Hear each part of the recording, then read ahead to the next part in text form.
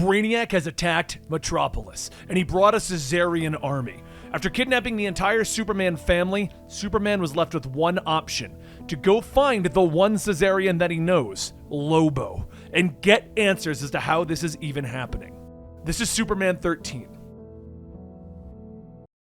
The Warriors Bar in Coast City, the front doors fly open as everyone rushes out in fear. Behind them, someone's shouting from the bar. "Give me a drink of your strongest stuff you got," Lobo bellows. The bartender asks for ID, and Lobo flies into a rage, smashing the bar in several tables. "You don't recognize the main man? The last Cesarian standing? The Merc of Mayhem? The baddest bistach in the multiverse?" He bellows, but he stops, turning as a commanding voice calls his name. "Lobo, we need to talk," Superman says as he floats into the room, but Lobo merely smiles. "Ain't you a sight for sore eyes, Kryptonian?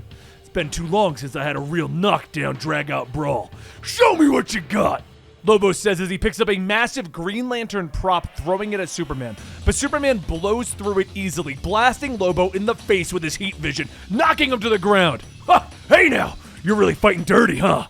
Lobo says with a grin through his smoking face. Superman reaches out, grabbing him by the throat, squeezing, picking him up, slamming him hard into the ground, cracking the floor beneath them. "Where's Brainiac?" Superman growls.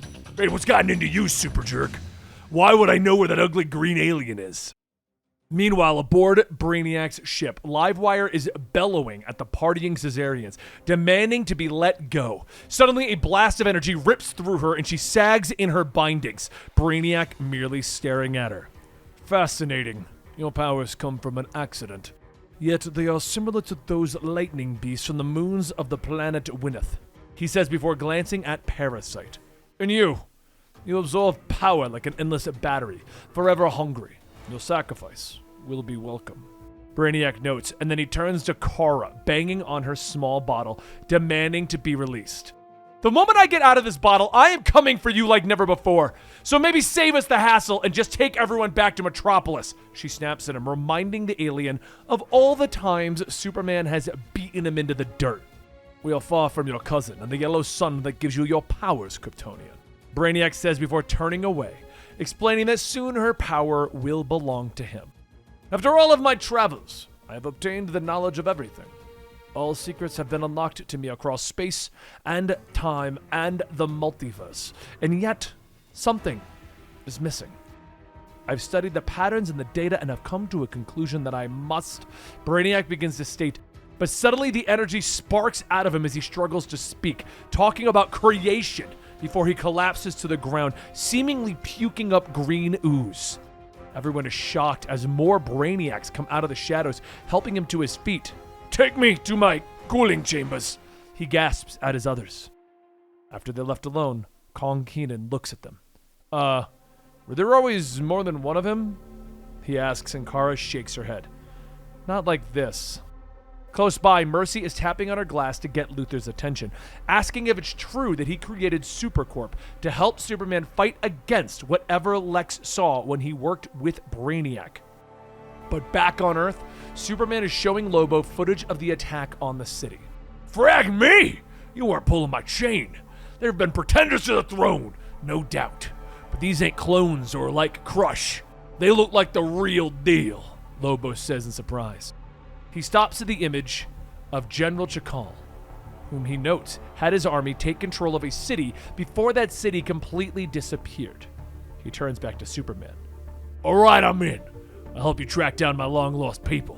But it ain't gonna be easy, kids. How are you gonna escape the United Planets?" Lobo asks, reminding everyone that the United Planets have quarantined the entire sector of space using the Green Lanterns. Two of the Supercorp scientists come forward with an idea, explaining that they had a small enough spacecraft with cloaking tech and the pair might be able to slip past the United Planets blockade. "What kind of spacecraft?" Superman asks. And a short time later, both Superman and Lobo are blasting across the vastness of space on their space bikes. "Last one there's a rotten egg. Try to keep up, sellout," Lobo cheers to the Man of Steel. The pair speeding towards the edge of the quarantine zone and cross through it without the United Planets ship even seeing them. "Did it! Take that, you United Bistatches! Lobo cheers, and as they fly through space, Lobo comments that he's never seen Superman this angry before. It's in your eyes, your presence, a rumbling inside of you. That's you right now, and I'm digging it, Lobo says with a smile. But suddenly there's an explosion that knocks the pair off of their bikes. The Lanterns must have seen us, Superman shouts. But Lobo, he knows the truth. He turns back to see a group of Cesarians charging at them. Family reunion time, Lobo cheers, and Superman orders Lobo to hold back so that they can form a plan, but the bounty hunter shakes his head, charging forward. You know what they say, you want to be the main man, you gotta beat the main man, he roars as he lashes out at the first raider. Meanwhile, aboard Brainiac's vessel, the alien rises from a strange glowing bath. Reports tell him that Superman has allied himself with Lobo and he's en route. Good. We need as many Cesarians as we can collect. I will need all the resources at my disposal, he says before turning to Lex Luthor. Did you do as I requested? Lex nods, thanking Brainiac for releasing him so that he may do work. You and I have a long history, enough that I can entertain your pleas. Speak your mind, Luthor, Brainiac says. Lex nods, admitting that he was scared by what he saw in Brainiac's mind, that he realized too much knowledge could be dangerous, and he offers his help if Brainiac will release his daughter. Leave her out of this and I can give you Superman, Lex offers, and Brainiac ponders as he picks up the jar with Lana laying in it for processing and leaves the room. Finally alone, Kara begins to work. She turns to Connor. We need to get out of here, and we have to help Lana before one of these Brainiacs takes us next, Kara says. But this isn't the first time that she's dealt with Brainiac's tech. She pulls out a drone head that she's kept nearby and uses it to hack the bottle. With a pop, their bottles shatter and the two of them drop to the floor, but Kara realizes her mistake as she and Connor don't grow to their normal size. Oh no, and our powers are still gone. Kara realizes as the ground shakes and Connor turns to see a Brainiac stomping towards them. Kara, I think we have a smaller problem, he whispers. The House of Brainiac event is continuing, and soon we're going to be bringing you the crossover that takes place in Green Lantern issue number 10, in which we see Guy Gardner dealing with a few of these Cesarians. But we're also going to be bringing you the weekly coverage of the House of Brainiac, the Superman War.